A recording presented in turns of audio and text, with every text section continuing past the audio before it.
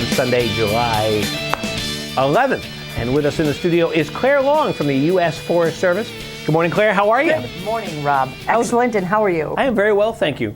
And let's, of course, you're with the U.S. Forest Service. Yes. And you're with us on a regular basis talking about all things forestry. Enjoying coming here a lot. Well, there we go. And well, what are we talking about? We're talking about what's going on Tuesday. And it'll be very exciting. At the Salyards Center for the Arts, Tom Wagner, who is the U.S. Forest Supervisor, is going to be giving a program about the 100 years of public land management. And the big schmeal deal is that this is the 100th anniversary of the passage of the thing called the Weeks Act, which actually allowed the government to purchase lands, burned over, cut over lands, and establish the Eastern National Forest. Now, it's interesting. I was kind of under the impression that really the Weeks Act and a lot of that happened even earlier in the 1800s, but it really wasn't until 1911. So 1911, yep. John J. Weeks, that's why it's called the Weeks Act. A senator from New York actually got it passed. So then they were able to, the government was to be able to buy these lands. And we were talking before, and this is probably something a lot of people don't know, is why they bought the lands. They didn't buy the lands to say, hey, we want a beautiful forest for you to enjoy. It had nothing to do with that. Right. The reason they bought the land was? Good segue there. It was actually to protect the navigable waters, or the headwaters of the waters that were feeding the mills in Lowell and Lawrence there. So from a business aspect, it actually took the businessmen to help push this through, because at that point, at the end of the 1800s and early 1900s, most of the area that's here in the White Mountain National Forest was logged over, burned over. They were just, it was devastation. So the beautiful forest actually was not a beautiful forest. And it was with the help with not only the businessmen helped to get it through Congress, but there were the Society for Protection of New Hampshire Forest, the Appalachian Mountain Club, and other groups were very, very instrumental in making sure that it rose up to the occasion again, so Weeks could actually get it through. It's amazing. And one of the things, too, that if you go out into the forest and you travel through the White Mountain National Forest, this is this is all timber that's less than 100 years old. Yes. So much of the areas, of course, you can go to some spots and you can see the old growth. It's a different color, and then, of course, all the deciduous trees that took over. And it's just amazing to realize. You think, oh, this is a 1,000-year-old forest, but most of it is not. Absolutely. It's around 100 years old, and what's fascinating is you're starting to see the forest age. You're starting to see it change.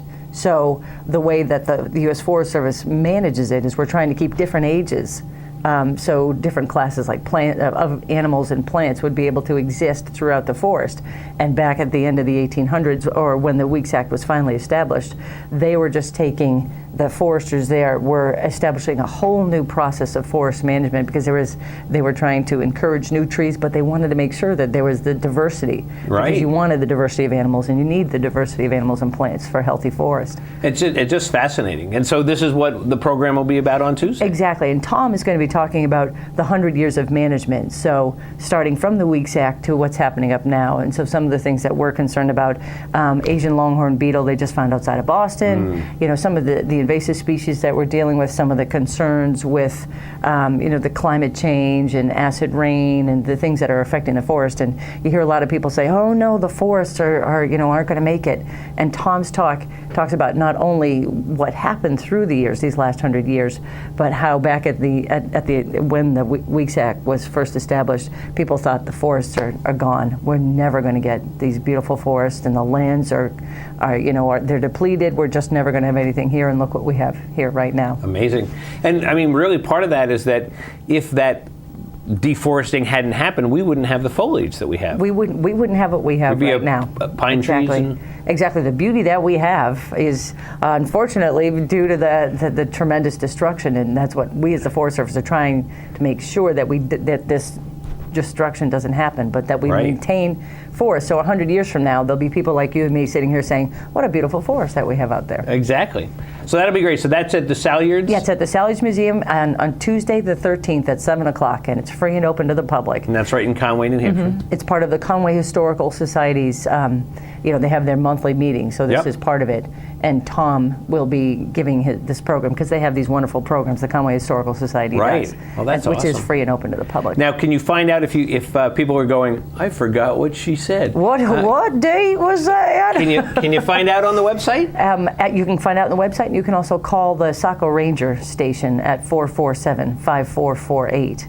And they can give you that information as well. And now, are there other programs that are going to come up during the summer too? Yes, yep. A couple in the summer, but we'll also have a cabin fever reliever series of people. Philip Ayres had all these other figures had a lot to do with helping pass the Weak Sack. So Philip Ayres, who was a Concord businessman. Kids actually were collecting pennies. It was pennies for the forest to help to pay to buy these things. So there's all these people who have tremendous background information and history about it. We'll have someone speaking about the art that also helped push the movement through. What's his name? Who's that artist? You know that artist. That guy. That guy from the plays. A couple of the guys. Those guys. There are many. There are artists that had a lot to do with helping pass through the Weak Sack. So there's all this stuff to look forward to. Well, that's great. And it'll be on the website, and we'll be doing wonderful talks like this again. That sounds good. Well, Claire, I want to thank you for coming down and joining us today. Claire Long, of course, from the...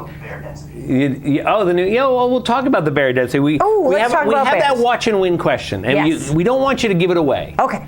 But the question is basically pre-settlement bear population was 18 bears per 100 kilometers. Okay. So that's pre-settlement. We're talking, 400 years ago? Okay. 400 plus years ago. Yes. But how many bears per 100 are there in Massachusetts in 1998? So what has happened in those 400 years to the bear population? Is it, what's going on with it? I mean, are we down to one?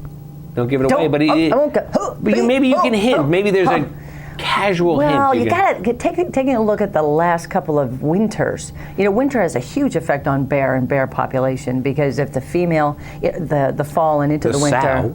The sow. You're so good. You are so smart, Rob. You are so smart. If the sow is healthy when she goes into the hibernaculum, she will give birth to a couple of cubs, but if she's very healthy, there's the possibility that there's more multiple births of cubs there, and we've been seeing an increase in this as the climate is changing. Right. So there's your hint for you. So we'll come back with a watch and win question. Actually, Claire's going to come back in a minute too, and so we'll be back here in a minute on White Mountains Today.